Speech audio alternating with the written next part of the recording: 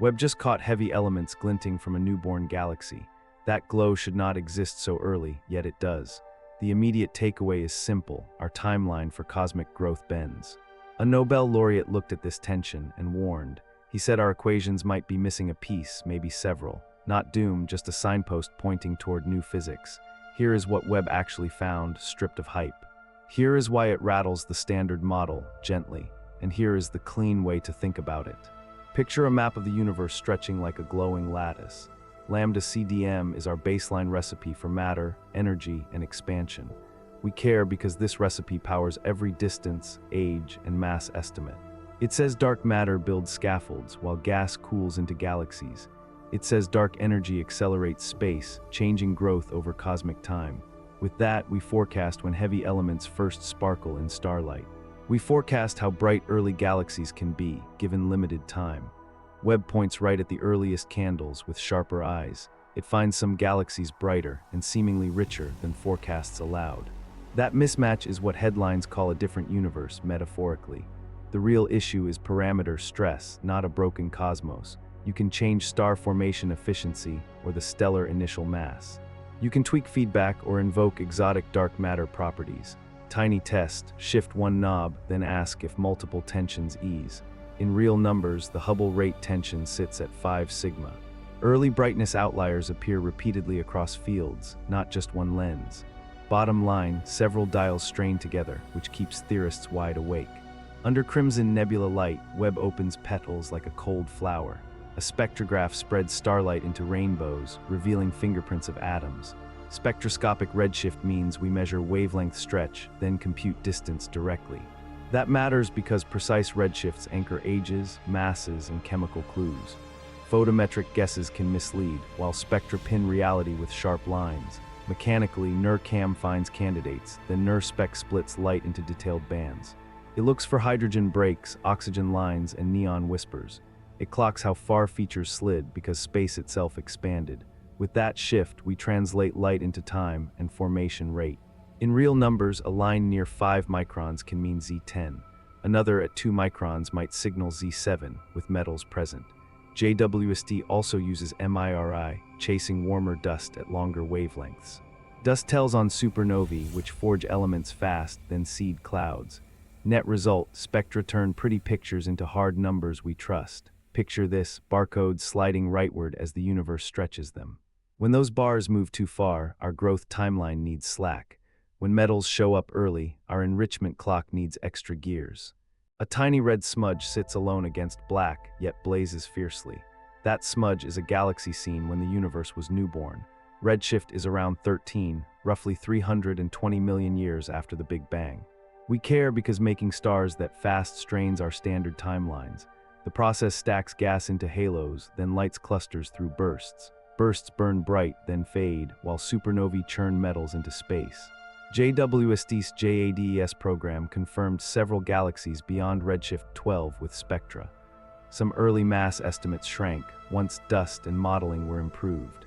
Yet brightness and compact size remain striking, even after careful checks. One case showed strong oxygen emission near redshift 10, already enriched. Another looked extremely blue, hinting at hotter, very young star populations. With numbers, sizes run under 500 parsecs, yet glow intensely. Star formation rates can hit tens of suns per year, astonishingly. That is like a city block outshining an entire town. Common mistake is assuming every candidate is massive, beyond reconciliation. The trend survives trimming, though the extremes mellow with better data. Net result, early galaxies look busy, compact, and chemically awake very fast. Farther out, galaxies drift like buoys on an expanding cosmic sea. The Hubble rate tells how fast that sea stretches per distance. We care because this rate sets ages, sizes, and new physics. Locally, we step a ladder using parallax Cepheids and supernovae. Cosmologically, we infer the rate from the cosmic microwave background. Those two answers disagree, stubbornly, by about 6 kilometers each second. In units, that is roughly 73 versus 67 today. JWST checked a key rung, the Cepheid stars in crowded galaxies. Its sharper vision reduces blending, which once biased some Hubble images. The result held firm, the local rate stayed high within errors. That means the tension did not vanish, even with cleaner data. Possible fixes include early dark energy, interacting neutrinos, or calibration issues. Rule of thumb, you prefer the fix that mends multiple cracks. In real numbers, a 5 sigma gap is statistically loud. Another case, reanalyzed supernova selections barely nudged the central value downward. So the picture is JWST strengthened the ladder, yet the mismatch survived. Independent paths still pull the same rope apart for now. Inside halos, cold gas rains inward, then shocks, cools, and fragments. A galaxy forms when gravity wins, while feedback keeps things from runaway. We care because small changes here cascade into huge early consequences. Gas cools faster with metals, but early gas starts nearly pristine. Massive stars pour ultraviolet light, carving bubbles that throttle fresh clouds. Supernovae blast winds, ejecting fuel, stealing momentum from future bursts. Turn down winds slightly and early stars can build mass faster. Skew the stellar masses heavier, and light output jumps dramatically. Make black holes form earlier, and they help funnel cold flows. Tiny tests push efficiency from 5% to 20%, then recalc. With numbers, you can hit 1 billion suns by 300 million years. Another case, lensing can brighten one source by a factor of 5. Meanwhile, selection biases prefer the flashiest objects, hiding quieter majority builders. Simulations like Illustris TNG and Fire already seed these knobs realistically. They now tune early feedback, dust, and radiation transport with JWST checks. So the picture is, several mundane tweaks can ease brightness without magic. Bottom line, we may not need exotic physics, but it remains possible. Zoom wider, threads of galaxies line up like dew on spider silk. That lattice is the cosmic web, grown by gravity from tiny ripples. We care because structure growth timing fingerprints dark matter and expansion. Webb maps faint companions around bright beacons, revealing early neighborhoods. It catches overdensities, the seeds of clusters that will crush thousands later. Spectra confirm many share the same redshift, forming filaments across millions of light years. Mechanically, galaxies stream along highways, then pile into knots at intersections. Gas flowing inward shocks, then cools, feeding starbursts near the junctions. With numbers, a protocluster at redshift 7 held dozens of members. Another at redshift 8 spanned 60 million light-years in projected length. Those scales forming so early press our timeline, though not impossibly. Simulations can build them, yet only in rare, high sigma regions. So the picture is, Webb sees the web already woven, earlier than expected.